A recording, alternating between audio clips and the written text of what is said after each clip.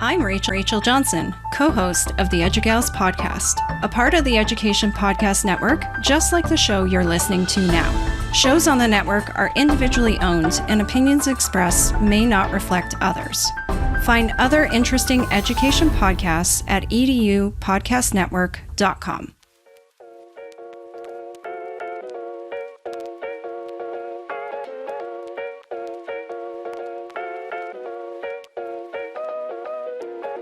Welcome to another episode of the High Tech Podcast. This is a wonderful new week where both of us have shown up. It's Will and Josh. Yeah, we're tired. Long weekend. We had a weekend. It was a time. Josh and I have now seen each other for 6 days in a row. I don't even know. Yeah, give or take. Yeah, sure. Yeah. Technically, if we had just seen each other Wednesday last week, we would have made 8. Wow. Because we had done recording.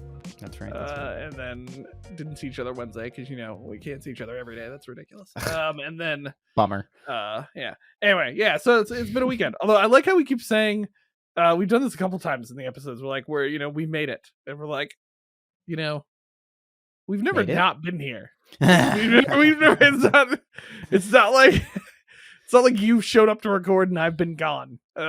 So maybe we should swap out sometime. Yeah, just we should, you should get some other co-host on here. I don't even know. I mean, that feels weird. Gross. Yeah, it's gross. I hate that idea already. All right, well, we're here for the usual shtick. Make sure, as always, find us on Twitter at the High Tech. Whoa, wow, nope.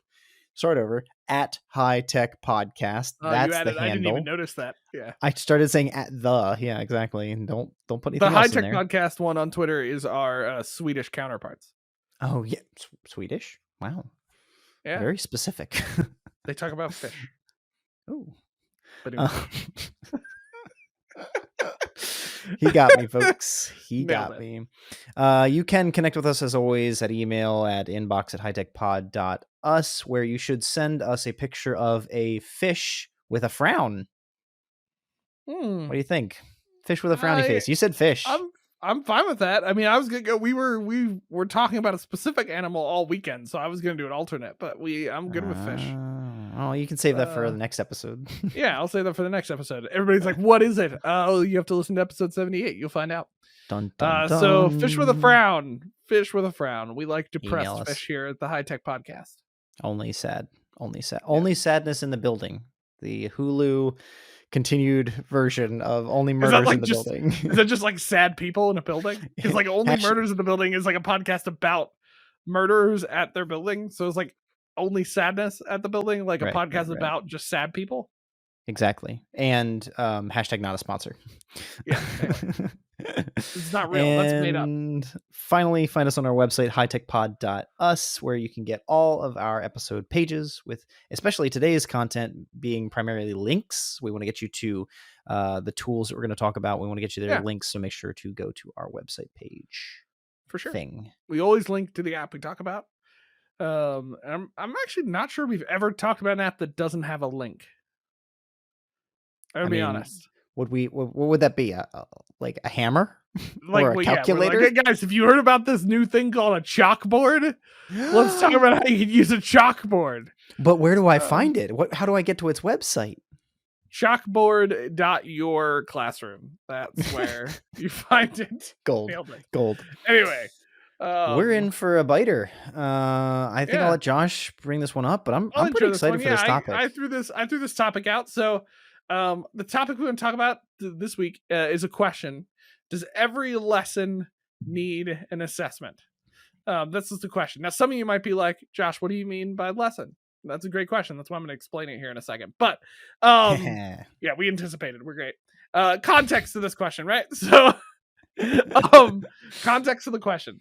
So this has been a conversation recently in my work environment. We haven't necessarily like worded it this way. Will and I did a little bit of tweaking to the way we feel about this, but the general thing is background. Okay. Will know some of this background because he was in the office when this was happening. So it used to be in our office when we were designing online courses that if there was like reading or things that they had to do, there was like a reading page. Do you remember these, Will, where it was like, it just listed out all the reading? Yep. Um, and we didn't have any, like, a lot of courses, profs were struggling with like thinking through like assessing the content of the reading, right? Like, and so they just Right. like, barf a whole bunch of reading for the week, and then they'd have like a paper that they had to write. But like, there's not necessarily a way the student was using the reading directly. Okay. Right. Right. So Right. our Right. office made a pendulum swing, I will call, which is to the opposite side, which is there can't be like anything like reading content. Everything has to be tied to like an assessment or activity to assess it, and like not just like reading reports, which if you're like, what's a reading report, that's a thing where somebody's like, how much reading did you do? And I hate them and they should die. We did kill them in our environment. But so we had these assessments. The result though was like it you ended up having like a lot of activities. Like our courses became very activity heavy Right. because they had to have assessments. We've now been limiting those numbers with new guidelines we've released.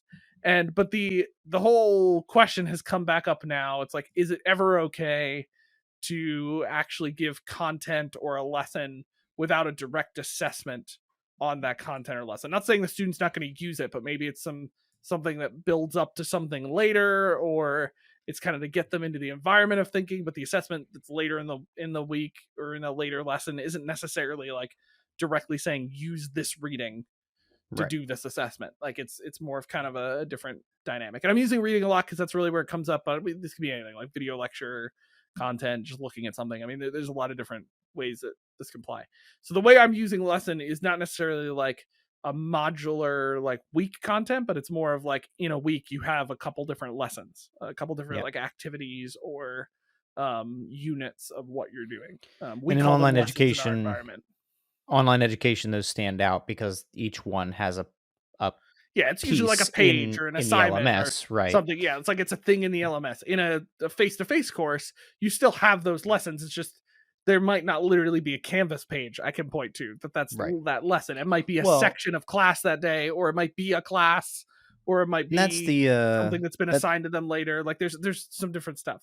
that's the important analog from digital to physical that I think maybe helps inform this conversation, right? Like in a classroom, you don't. I mean, I'm going to say this, there's going to be one guy in the back, but seriously, there's Yeah. one person in the back. Like you don't assess everything you talk about in a classroom. Yeah, somewhere there's an Like education person right now who wants to kill both of us. there's but one person who's ready to yeah, like write I'd be us Angry scared to Games, maybe say this in front of Robin. No, I'm just joking. but Like there's but like that, like yeah, you don't. at some level, like that's just ludicrous, you know? Okay, let me talk for 5 minutes. Now let's take a two question quiz. All right, let me talk for another 10 minutes. All right, now a 3 question quiz. Like, no. Yeah. That's like Now, the most I you'll will get say is like this. discussion debrief, but Yeah, now I will say this, like, to what you just said. We do also though push like teachers to not do that a lot of times. Like we push them to be like, okay, you can do content and stuff like that, but then have some type of activity, thing like that engages with that, like a discussion right. or a Right. something they're working on or practical application of what they're doing, right? And in a certain way, that is kind of assessing what you've talked about, right? Because we do have problems with a lot of the instructors who just like lecture for an hour and a half and never do anything to assess whether or not the student actually got anything from that or Right. do anything to have them use it other than like an 80 question test 5 weeks later. That's worth 80% of their grade. Well, and that's one of those things though. Like I love this question because you stop me and protect us from squirreling too much. But like in an online course, and maybe in those contexts that you've been wrestling with your team, like a lot of those are probably going to be summative, even if they aren't a lot of points. They're probably summative. Like there's some sort of point or something associated with it. Where in the classroom, like if I told an instructor to start using think, pair, share activities, right?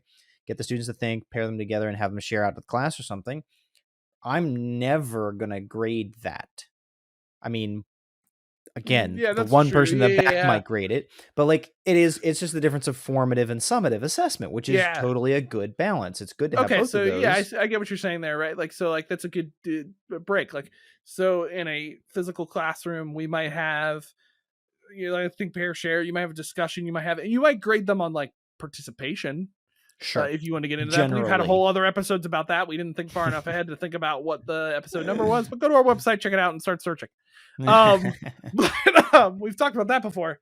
But like, so you're not necessarily going to grade all those things in an online course. A lot of that stuff gets graded, right? If we do a discussion where they end up engaging with the reading that they read that week, they're going to get graded on it, right? They're going to do, and the reason this is coming up for us is like we're limiting each week to a certain number of activities because we're trying to stop people from going too crazy. Like students, there are time constraints to what they're allowed to do that profs don't always seem to understand. So like we're trying to limit that for the sake of the student.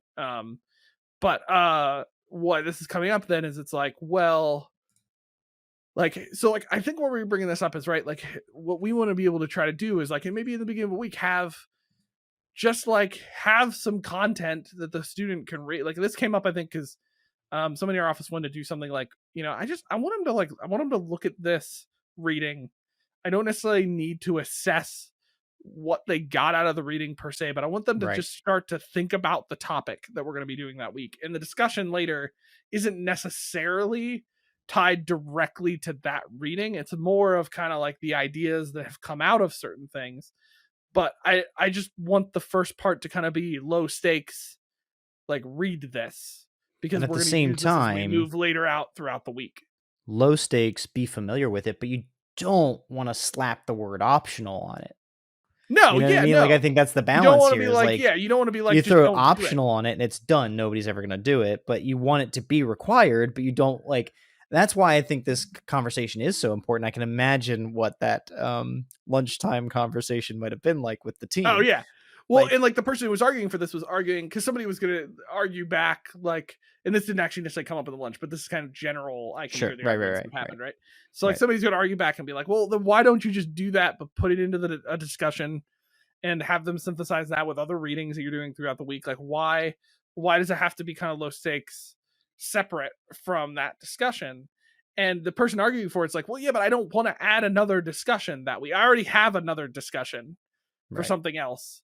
And I just want them to like have time to slow down and read and kind of just without the pressure of having to do something right afterwards, like be able to kind of just wade into the thinking of that content that week before they start to really engage with the active assessments that I have for them. Right. And so like their idea was like, I don't necessarily need them to like regurgitate things from that reading. I just want them to like get introduced to some ideas for that week, and then we'll really start to kind of hit the ground running in the next couple assessments in that lesson. And I remember faculty literally even just telling me stuff like along that lines of like, hey, read this newspaper article or go check out what was said this week about the recession. Like, you know what I mean? Like, it wasn't like, here's an assignment or here's the book you have to read or here's a specific YouTube video, but like, go get familiar with this subject matter or spend some time in the news about this matter. And in fact, because they want you to have a broader understanding. They don't necessarily need you to like, here, read this because I want you to be able to regurgitate this. They want you to go out and kind of figure it out, get a sense for it. And like, hey, we all do that almost every day with social media and we don't even try. I mean, I was just on my Europe trip in September and I spent a train ride reading the entire Wikipedia page about Catalonia and then the entire Wikipedia page about the Catalonian language. Yeah. As the one normal does, right? Reading of the normal person. While sitting on a train, but like that just gave me a broader understanding and it's a good thing. All right. So the question itself, does every lesson need an assessment? I don't believe so. I'm firmly in the space that like every lesson is valuable and every lesson should help the students it should all be within the scope and sequence, right? I mean, I'm assuming that first and foremost shouldn't just be some random tangent. But everything in the course and everything that's in there should be relevant and should be helpful for the students, but it does not need to be assessed directly. Read this, then take this immediate assessment. Learn this specific thing, then create an example of it. Like, no, I think it's okay to get some information and hold on to it. Hopefully it's tied to something later in the course, or it's going to build towards something else you're going to use in the course. But I don't think every piece needs an assessment. Cool. I disagree. No, I'm just joking. I agree. Okay, so like I was waiting. I wasn't sure what he was going to say. Yeah, you weren't sure where I landed because we didn't actually talk about where we landed on this when I threw out the topic. I had an idea. Yeah, an idea. Like this was a leading question that I wanted to talk about. So like, yeah, I mean, like I would agree. I think where I'm coming down on this is, when you decide, especially like this comes up in online because I think it's less at this point. It's just less debated in our face-to-face classes which this is also why I support this opinion, is because I think it's a double standard. Then, like if we support this for face-to-face classes, why don't we support this for online? I think the reason we don't support it for online is because we're like, well, if we don't give them a grade, they won't do it. Yes. In online, that's a difficulty. At least they're forced to participate in the classroom. That's true. That's a run of the mill we get. And I am still of the standpoint that that's on the student. If I don't put optional next to it and I say you're going to use this information later, they should do it. And that's the other piece. If they can go without reading that thing and do something later in that week without or later in a couple weeks later, or like that doesn't build on something else later, then I do think that's a problem. Like they shouldn't just be able to bypass an entire thing that you asked them to do. Like that's not okay. That means your information was basically useless. You should put optional next to it. That's the problem. And I really wrestle with this because my elementary school or middle school times to high school times, I was doing like cyber charter schools. And I promise you that 8, maybe 9 out of 10 times I could go into a course, read the titles of the lessons, and take the quiz without reading the content. And that is a shame. I mean, I don't want to encourage folks to do that. I'm not really proud of that these days. I became a much better person in education after middle school and high school, but that's a tough part, right? Like here's a discrepancy or a failure of that design. Your student could take the quiz and get passing grades without even reading the content. Yeah, the low stakes content you put in was just useless. It shouldn't have been there. You're not teaching anybody anything new then with that. Don't waste your own time or don't waste your time. Don't waste your students' time. So I don't support that. That's how I don't think you and I would say. I think our push to the other side is to say, I'm sorry, but when we make the argument that like every single thing needs to be assessed, we get way too many assessments. Yeah. Or we get assessments that, quite frankly, I could have done. Like, let's just be honest. There's been a couple assessments that you and I have taken throughout our time that were like, I could have gotten through the week without doing this assessment. You just did this so that I could prove that I read. Like, I don't want an assessment for compliance. I want like actual assessments for talked learning? About this before, for learning. And sometimes learning involves wrestling with multiple sources of information and not necessarily coming to a discussion where I need to cite the book I read that week. You know what books I read. You gave them to me. Like this is a discussion. If I read them, I know them. Yeah. So, and here's I think that's what I'm kind of getting at. Here's a callback, okay, to last episode. And Robin's first episode on the taxonomies with us. In Finks, one of the pedals is learning how to learn. And I think that one of the opportunities with these lessons that aren't assessed, one of the opportunities there is to give the students space to work through it and reflect on it themselves. I think that needs to be explicit. They need to know that they need to do that. And I think there's ways to model that for them. Like, I'm serious, maybe even recording yourself doing a short page read and showing them the reflection techniques you do while you read. I mean, you're the teacher. Yeah. You are the expert at this. If you know how you want them to do it, show it to them. Show them to But there's a value absolutely in just like, here's some readings or here's a specific activity I want you to do so that you go through the process of learning. Not even necessarily like, of course you want it to be something relevant to the course materials, but just giving them a practice so that they reflect on it, so that they do highlighting, so that they write in the margins, so that they connect two different, like, take two different articles that maybe don't say anything seemingly relevant, but there's a philosophical underpinning that's shared between them. Have them identify that and dig it out of the activity. None of that needs to be graded. Some of those things, some of those ideas could be graded, absolutely. But like, that's the practice of learning how to learn.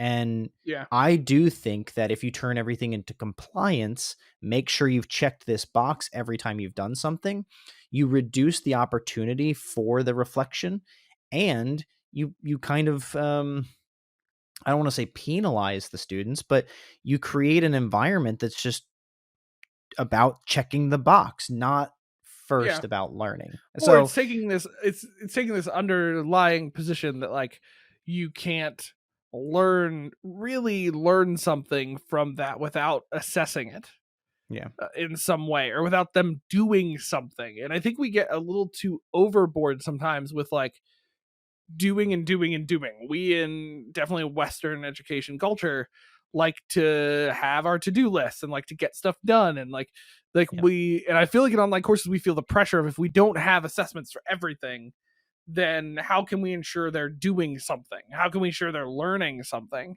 And I'm not saying we like remove a ton of assessments. That's not, because in online I do think it is important to have more activity so that you're not, it's easy for students then to get lost. Like the more formative assessment throughout the course I think is important, so that you're seeing the formation of the student. But I also think you will gain more from slowing down sometimes in, week 3, instead of having 5 different activities that they have to submit things for, and feel like, and you and I have been there, feel like you have to get all the reading done by like Wednesday or Thursday, because I have to respond to this discussion.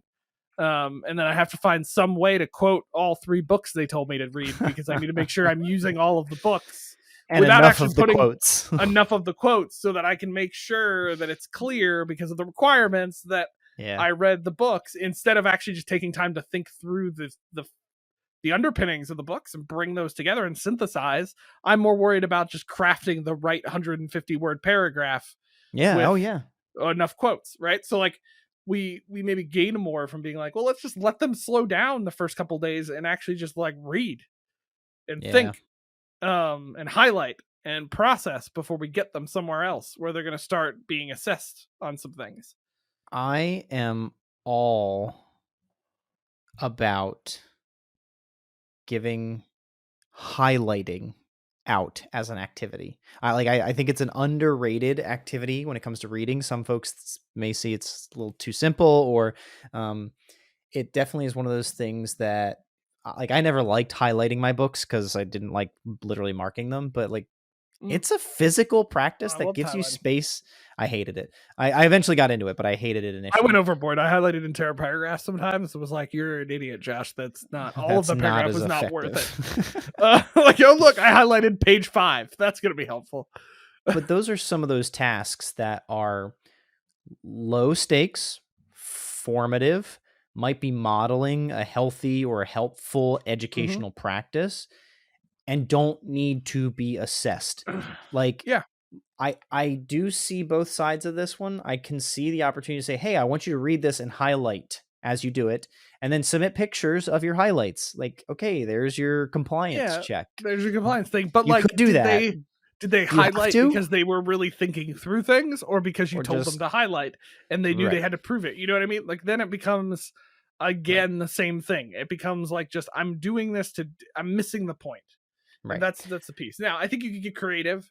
There's tools we've suggested, like, I don't know, Perusal being one, where like you could literally have shared notes and highlighting, and so then all of a sudden, maybe I find a different purpose here. Maybe I'm like, time stamps and stuff like that. I want them to read, but like also I'll say, like, do highlighting and notes, but for the benefit of everyone and yourself, right? So like then all of a sudden now in Perusal you can share. I'm okay with that because you've tied it to something else. And so we come down, it's sounding pretty hard on one side of this. Who would have thought that we were against just straight compliance? That never happens on the High Tech Podcast. Weird.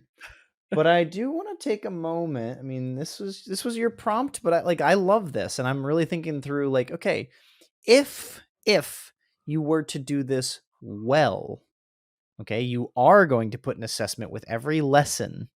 And again, we're saying lesson is something to the effect of, here, read these things, here, watch this video, here, go through this, lecture, here, think about this discussion, right? Like whatever that lesson is, there's a direct assessment tied to it.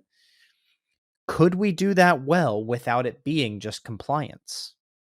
Would our courses be bigger? Would our courses be smaller? I'm sure you could. Like we've done it. I mean, we've done courses that are not just like straight compliance.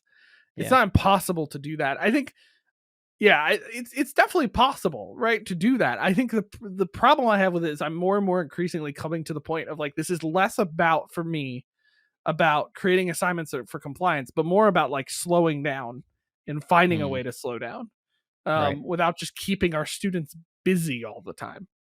Right. Like there is there are benefits to slowing down sometimes during certain weeks and just allowing low stakes engagement with something, that might help them further develop ideas that will eventually, they may never even like directly quote the book I had them read in chat week 2, but my hope is by asking them to engage with that content over time for like 2 weeks, maybe this reading or this video combined together help them kind of come to an idea that they synthesize in week 3 for something I want them to do.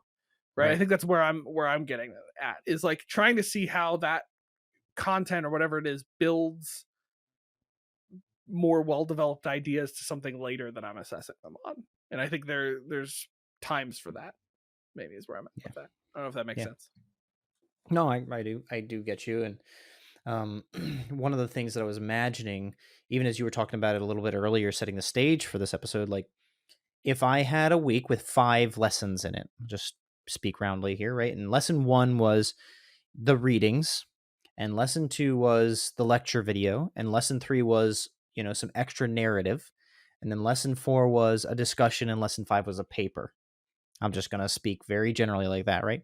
You could probably put the paper, the readings and the video, and maybe even the narrative, all in the discussion, right? And so like you depending, or you could put the readings, the video, and the narrative all in one lesson. And so in one case we've got 5 lessons, in another case we've got 2 lessons, and in another case we've got 3 lessons, depending on how you're organizing the materials. And if the materials are relevant to one another, or how they are relevant to one another, might impact how much of them you put together. But if you put that reading content into the discussion, there's like this kind of question for me of, well, is this less learning? Do the students perceive it as less learning? Are they going to try and do the readings when they do the discussion? Is there something to like the psychology of separating things out so that they do the readings and make sure that's done, and then they do the video and make sure that's done? And and you get to like organizational things, right? So like I've always said this, if you're going to ask a student to do reading for a certain activity, put that in the activity. You don't have to create a separate thing. But like I'm also a proponent of like, well, what if the 3 things I'm having them reading are actually tied to both things at the end of the week in different ways? Right. Then I might organize it like you said. I might organize it like, okay, I'm literally going to have a thing that says, do these readings. Like just step 1, read these 3 things, kind of take some time to process them, maybe take some notes, highlight them. And then in these 2 assignments later this week, you're going to be using some of the ideas from this reading in your thing. And then the discussion might be like, hey, these 2 readings that you did, compare these 2 ideas. Or it might literally be a paper where it's like, hey, you've been reading a lot this week about this idea. I'd like you to synthesize your thoughts on this argument versus this argument, right? And I might not require them to absolutely have to use like the 3 books that they talked about. Like I might have used those to help them get the bigger idea of everything, so that for this activity, now that you've had some time to think about it, synthesize your thoughts on these 2. Feel free to quote from the books we had. Feel free to pull from other sources that you may have found if you're starting to dig deep into this. Like there's some options. Or I've seen somebody do a suggestion of like, well, what if I just had them read on these 2 topics, and then from there their activity was to actually go research more on those ideas, and then use all of that together later in the week to start maybe working on a paper that revolves around it. Like this, we're being vague, but there's a lot of different ways I think this could play out. And that's where I think go ahead. That's where, like, if you did for those readings, and then you felt like you needed an assessment for every one, like then I might like force a discussion that doesn't need to be there for those readings, or I might put all of those readings in the final paper because they do technically apply there, but then all of a sudden the student, like you said, the perception is going to be those readings all go with this paper and this paper only. Mm-hmm. Right. And so then that becomes a perception of, well, I need to read all of these and then write the paper. And so they read all of them and then immediately go in and write the paper.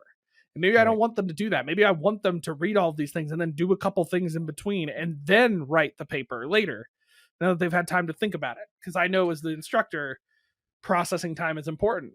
That sometimes we skip over it, or reflection is important. You know, I don't. These are kind of the things I'm wrestling with in this idea. Well, and the corollary to what you're suggesting about the readings was like, well, if the videos aren't with the readings and the paper, then do the videos matter? Do they need the lecture content to complete the paper, for instance?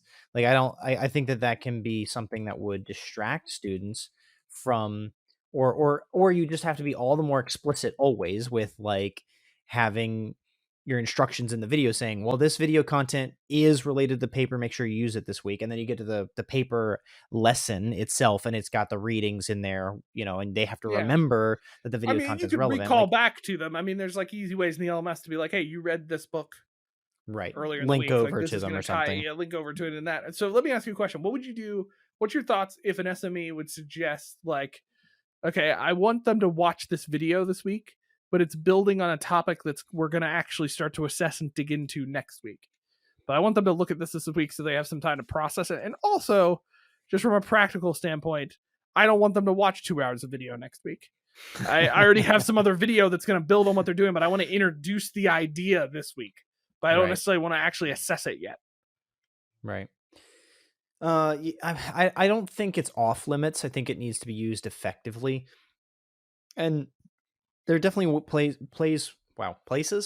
ways, one of those two words, where it makes sense, right? So if I'm talking in 1 week about tank treads, and the next week is going to be about tank steering, well, it might make sense that there's something tied to tank steering and tank treads, right? Like they're the two things that they're clearly tied. Move. Yeah, those of us who know tanks in detail know what Will's getting at. Of course, right? It's all about tanks at the High Tech Podcast.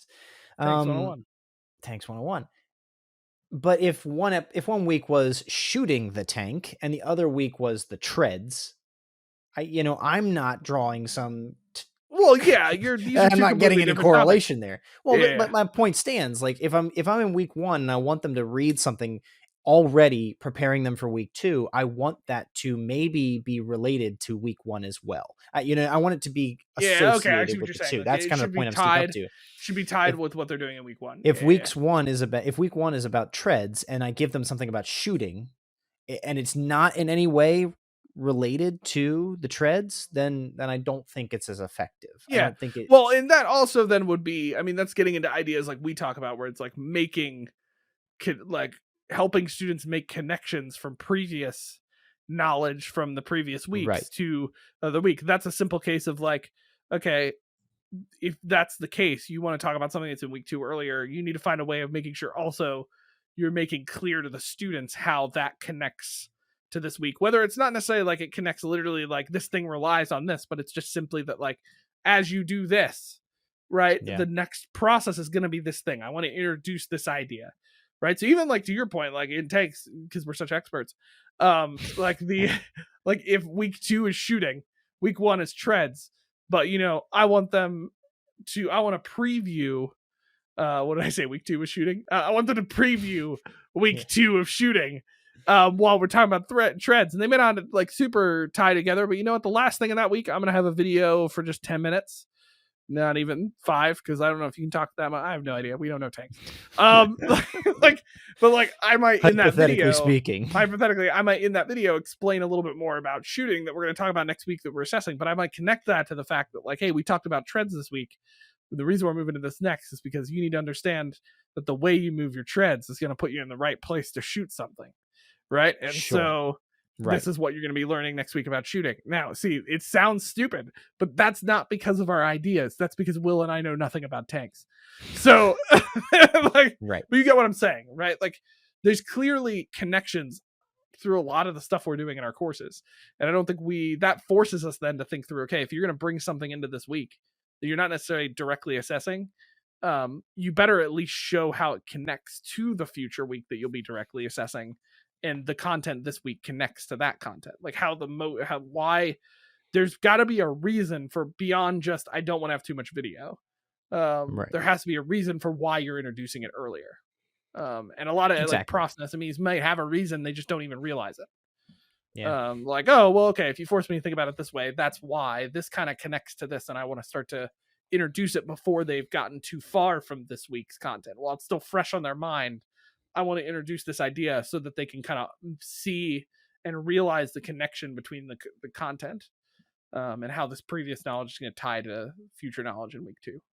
The irony of that is we as the designers helping the faculty member with that are trying to encourage them to learn how to learn, Yeah. And that's part of why I've always loved our field and the work that we do. So much about what we're a part of is about digging into learning and making sure we understand it and help faculty embrace this and bring it into their teaching practices so that the students can do it better.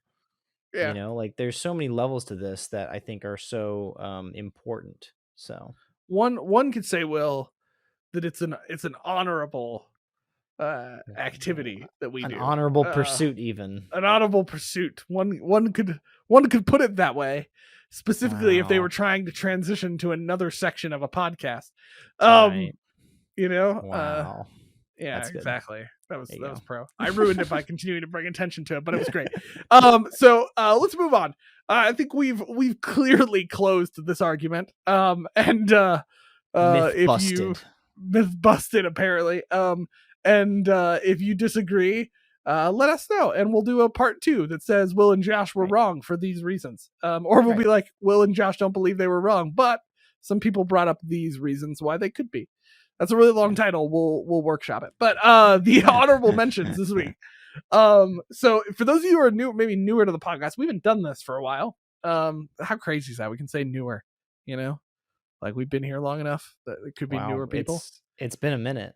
It's been doing this anyway. Yeah. Anyways. Yeah. So we used to do this thing, and by used to, I'm pretty sure we only actually did it once. Where we did this thing called honorable mentions, which are the came up last year around this time, because it's usually around the end of the year when we're running out of topic ideas. Hey Josh, you got any ideas? No. You got any ideas? No. We keep a list of apps called honorable mentions where we feel like they're great, but they're not big enough to do a whole segment on. Like they're not like a really big app. And we got 2 of them this week, and this is where I'm going to hand it off to Will, or as one could say from the last episode, I'm gonna pitch it over to him. And he'll call back. He'll hit it out of the park. Back. All right, beautiful. All right.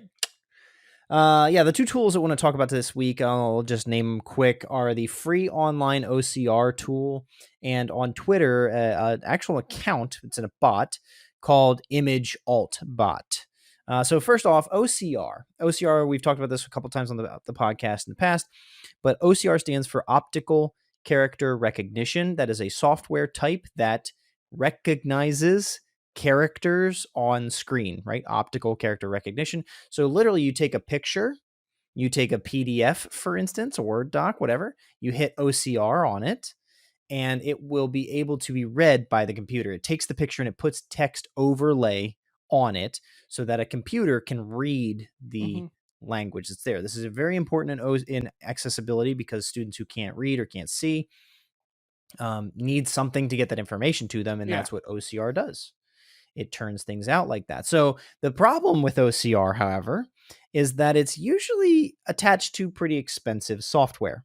And, Adobe, for instance, Adobe Acrobat can do it if you pay for the upgraded version.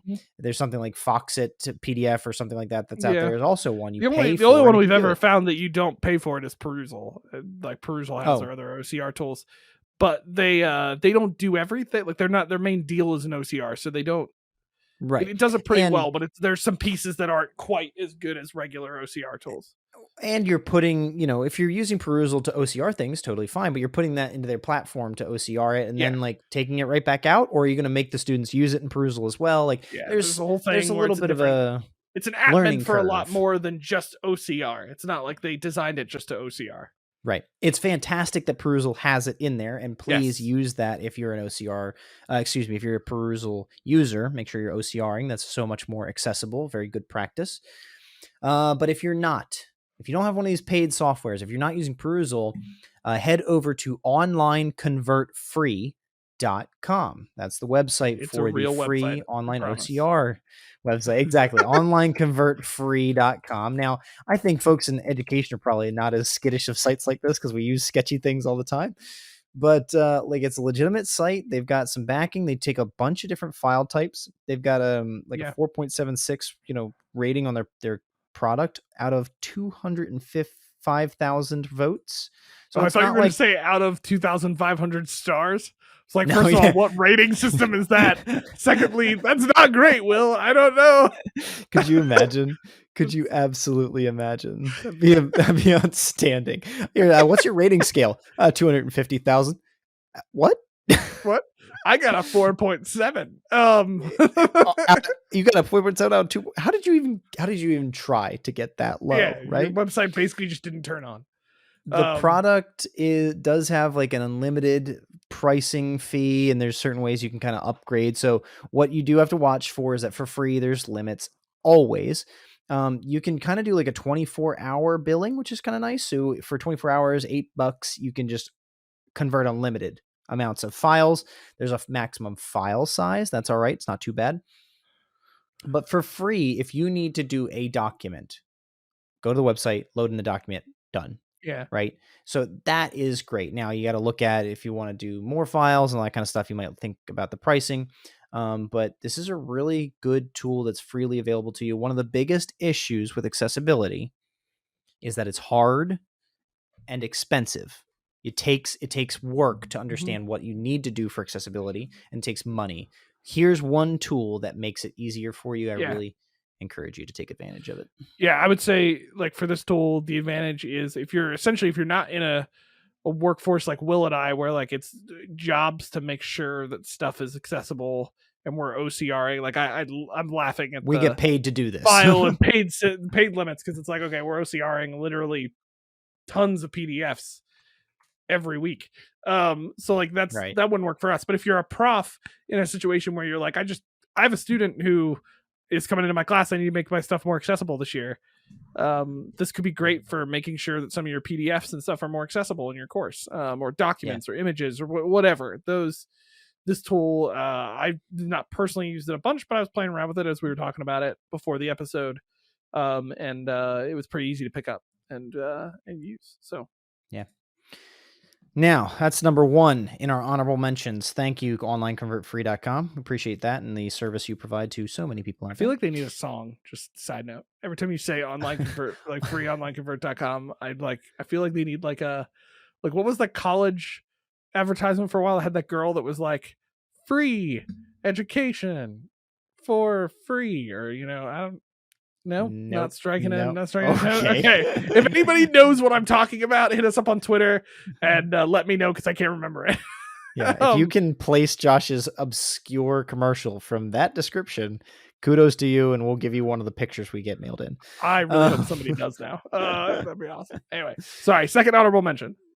ImageAltBot. Okay, if you're not familiar, in every community that I've participated in, from IRC to 4chan. Yes, before 4chan was what it is today, I participated in it. Forums, Twitter, AOL Instant Messenger. Even now it's becoming popular in education and classes to have chatbots and stuff. Bots exist. Bots are everywhere. Bots are in Discord. We use that with video gaming a lot. They are, frankly, little programs that you program. Programs that you program. Wonder what that does, Will. Like if I ask, where are the cookies? The bot will reply and tell you where the cookies are, right? Like it's just looking for a keyword, cookies, and with the question mark, and then it replies with something.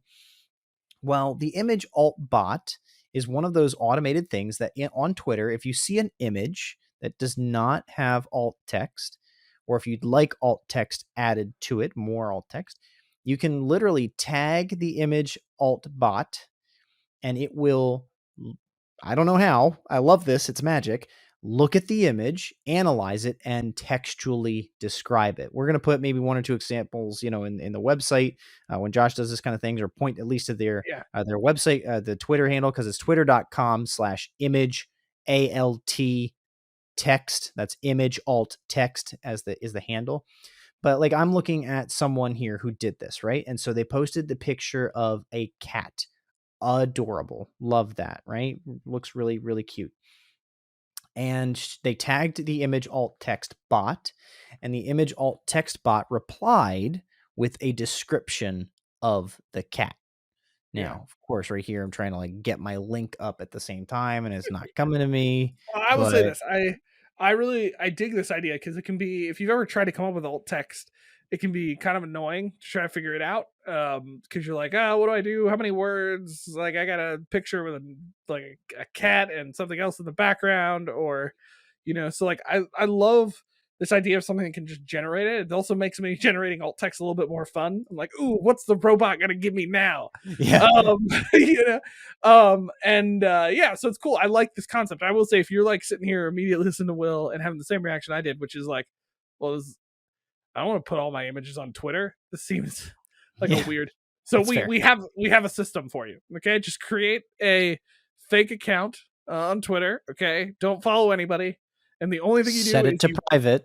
Set it to private, and you tweet and just mention this bot, which we'll show you how to do on the page, and then you get your alt text, copy and paste it out of Twitter, and delete the image. That's all you got, and then you've basically for yourself created a little robot that can generate alt text for you. And whereas I like to believe there's a mouse somewhere in a house, a mouse on like a wheel. It's like on a wheel. And it's like, somebody mentioned me. Like quickly typing on a keyboard. Let's describe it for them. And it's drinking a lot of Red Bull. Hashtag not a sponsor. It's always hyped up. They do. ImageAltBot does have the full Git repository available, so this is something you might be able to replicate, or even like make your own in another environment. I'm not technically savvy, but it's there on Git, so you can check it out. You're more technically savvy than others. But here's this in play, right? So I'm looking at a picture of a cat, and it tags it, and here's the alt text, right? So this is gonna paint you a picture. A painted picture on a podcast. Yeah, it's a tabby cat. A painted picture. It's a tabby cat curled up on the floor. His head rests on his tail. The top of one paw can be seen poking from under his head as he is using it as a pillow. His eyes are a bit opened to keep track of me and the environment. His ears are aimed forwards. He is relaxed and resting, but keeps track of his surroundings. That's the image alt text it adds from one thing. And I'm like, this is amazing that it goes that far into the picture. Yeah. But it's automated. Like, it's really hard to do this stuff. And so the fact that they can figure this thing out is fantastic. Like, I know a coworker who, it was my fault because they report to me, but they had to come up with alt text for a Rise course that had like images upon images. It was like hotspot imaging, and like hotspot imaging already has some accessibility issues, but you can at least alt text it. Right. And so we alt texted everything. And he had to come up with alt text for every image, which I think he probably would have liked to know if this robot existed when that happened. Because that could have at least helped him out a little bit.